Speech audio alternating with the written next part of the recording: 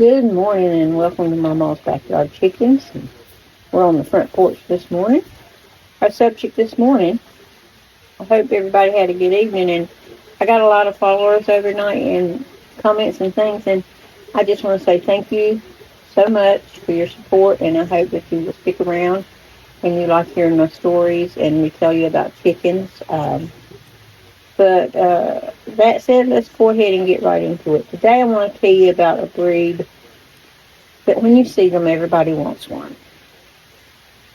And I have had them in my flock. We're talking about the Silkie. Let me show you some pictures. This is the Silkie. And I had a rooster like this.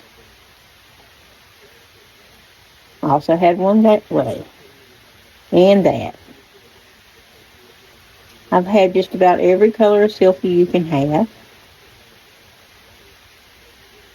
And I did not have the bantam size. I had what they call standard.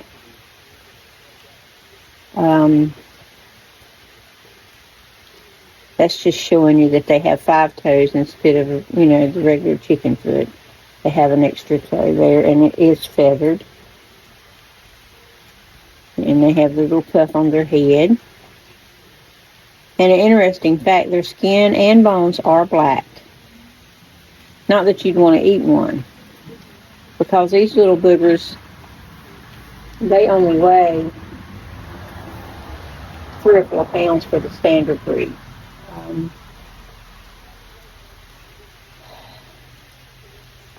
I don't want to dissuade you from getting Silkies if that's something that you want to do.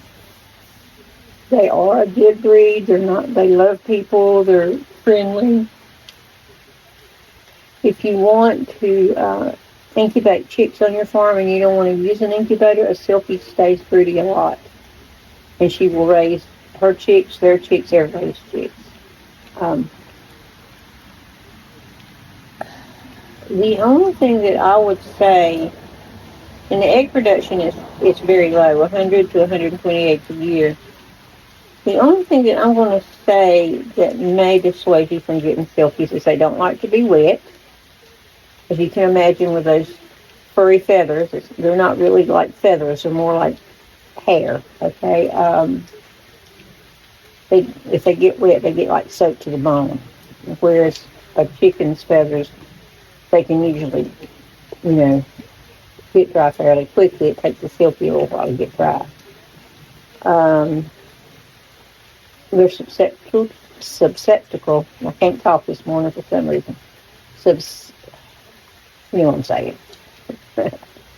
They're prone to getting eaten by predators. The aerial kind, the brown kind. So if you have Silkies, I highly recommend you keep them in a run with a tube low to the ground because they can't fly or they walk up a tall, steep ladder. They'll have difficulties with that.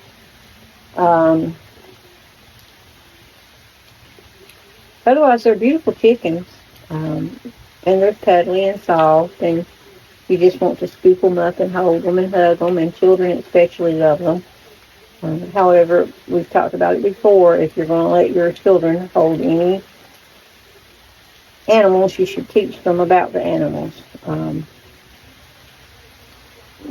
Depending on how old the child is, and whether they're being supervised or not, because baby chicks and Silkies too look like little squeezable stuffed animals, and they're not.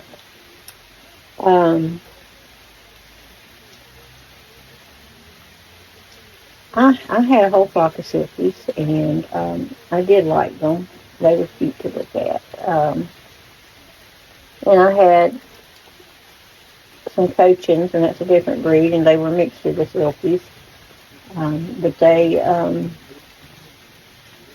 were good chickens, okay? But for egg production, no. Something that you want to free range, no. Something you want to keep as a pet and show and say, look at my beautiful little silky chicken and have pictures made, yes, the Silkies are great for that. If you want a mother hen, someone to take care of your baby chicks, incubate them for you, she's a great mom. But otherwise, Silkies are not for me. They're not for me. And you never know until you try. But they are not for me. And some people just strictly raise Silkies, and good on you if that's what you want to do, and you show them. And they are a good show chicken. And but I don't show chickens or do anything like that. So, and while we're talking about Silkies and predators and everything, just for all my new followers, I'm very passionate about the free range thing. If you ain't seen me feed my chickens or anything, or if you can just see in the background, there's trees everywhere around me, and hawks abound. So I don't free range my chickens. I have in the past, and it did not work. So, and I had black chickens, so that don't work either. So what you heard about deterring hawks, no. If a hawk is hungry, he's going to get your chicken. And then if he can get one chicken from you, he's going to come back day after day and get another chicken. So I don't free range my chickens. I don't think that's sustainable, especially if you're in a backyard situation. As you can see when you look at my coop, it's all grass-free and muddy. Okay. Now, depending on the number of chickens that you have, they can destroy your garden, your yard, your neighbor's yard. So especially if you live in the city and you have neighbors that, I have my yard fenced and my chickens in a run, but I don't think my neighbors would appreciate me letting my chickens come over to their property and poop on their porch. I just don't. I wouldn't like that, and I don't think they would. So that's my opinion on that. The predator thing, I have dogs, but they're not livestock dogs. They're just Chihuahuas and Beagles. And they do a pretty good job of patrolling around the fence, but and they haven't bothered my chickens, but I'm not going to say they wouldn't. But yeah, that's Silkies, and that's just a short thing about. I could talk about why I don't free range for an hour here, but I don't think I'll do that today. But today here is still 60 degrees in the 60s. It's going to be in the upper 80s today here. And it is raining. Steady raining. I don't know if you can hear it in the background, but it's steady raining. It's supposed to move out of here by lunchtime. So when I go back there to feed the chickens, it's going to be a muddy mess again. So if you have any questions about chickens, please feel free to ask. If I don't know, I'll find out the answer for you. And if you got some insight on the breeds that I've gone over, and good or bad, what you think of them, I'll be glad to listen to that too. I know some people get really passionate about the Silkies. I do. I know that some people out there just love them, and they're cute as a button. But for homesteading purposes and backyard chicken keeping purposes, if you want to keep them for eggs and have eggs or meat, they're not your bird. But now, if you want Silkies to incubate the eggs for you, and you don't want to use the electric incubators, they'll incubate the chicks for you.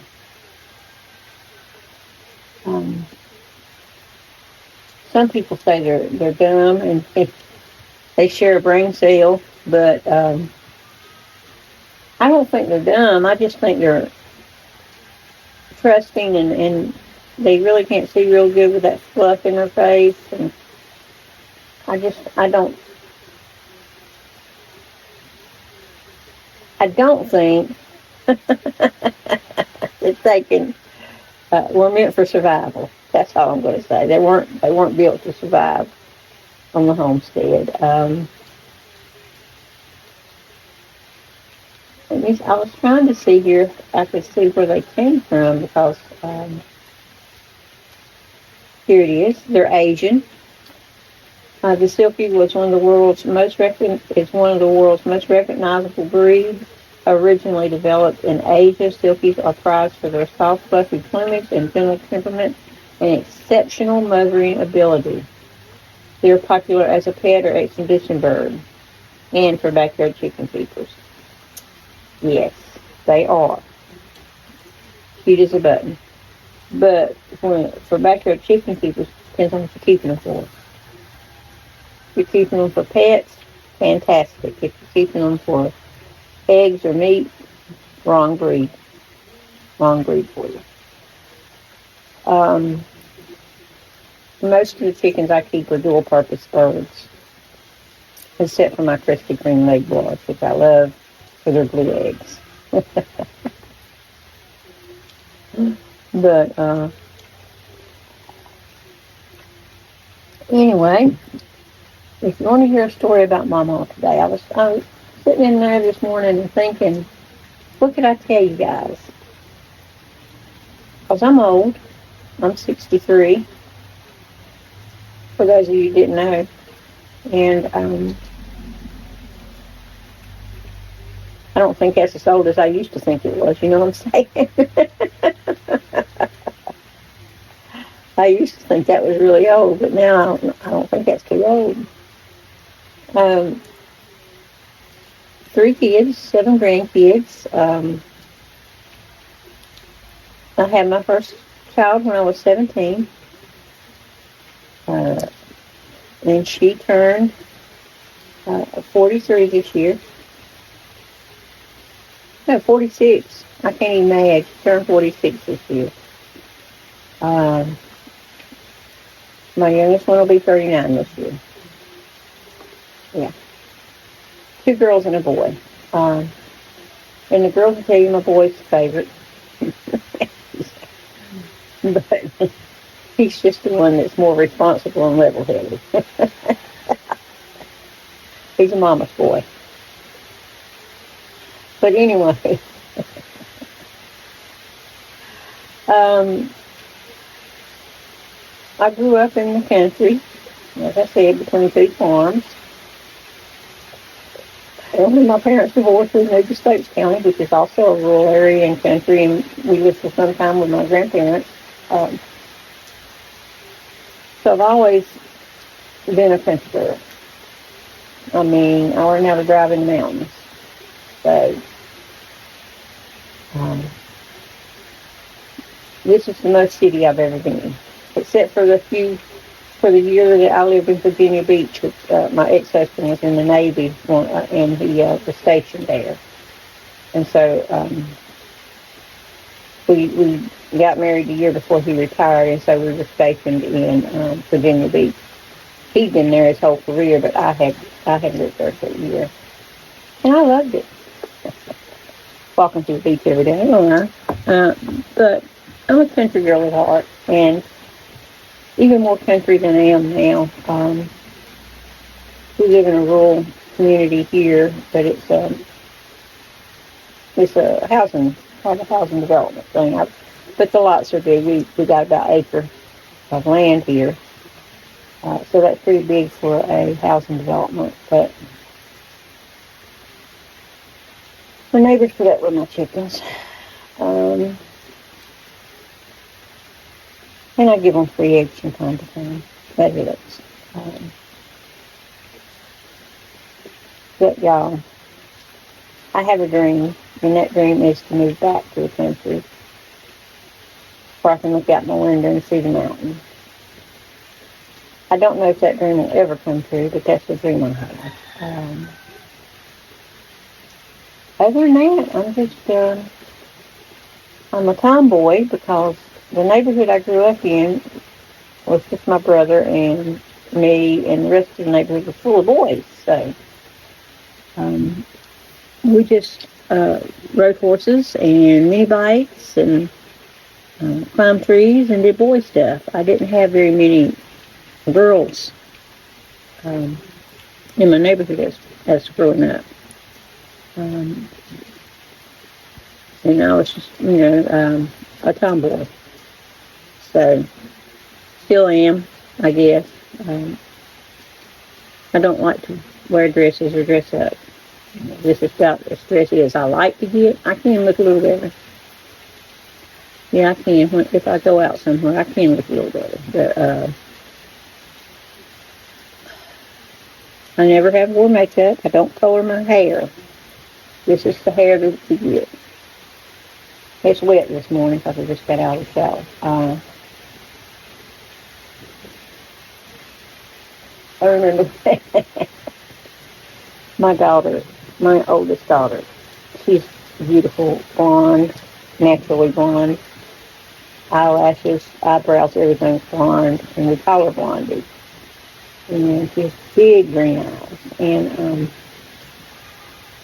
when she was a little girl, everybody would say, "You're beautiful. You're just as cute as you can be." And she'd be going, "I know." And one day this woman said, Stephanie was probably about 6 or 7. And the woman was talking about, "You don't need to wear makeup at all." And she goes, "My mama says pretty girls don't need to wear makeup."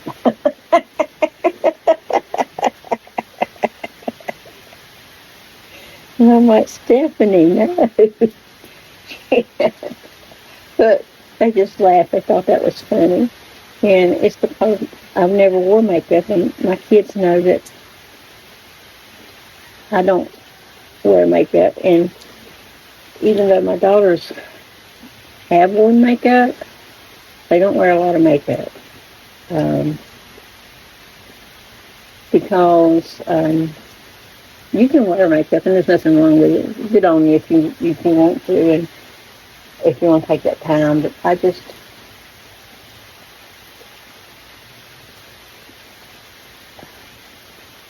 I've had glamour shots, and I have worn makeup. But I have so many allergies, and especially around my eyes, that, if I wore eye makeup, I'd look like a raccoon because my eyes would be watering so bad. Anyway, I'm getting off on a tangent here. Anyway, that's all I wanted to say to you this morning. I'm on the front porch, and if you stuck around this long, God bless you. And if you learned anything about Silkies, great. And I am hoping that this rain slacks off, because even though I know my chickens has got to be fed in the rain, I might wait. It says this is supposed to be out of here by 12 o'clock, so my mom might wait just a little while before she goes out. Because I don't know if you can see this. Let me turn you around. I don't know if you can hear it or see it, but it is coming down. It is coming down. Anyway, I will see you guys in the backyard as soon as I get out there. If it don't stop raining, I'll get wet, but hopefully I can wait until it stops. Y'all have a fantastic Sunday.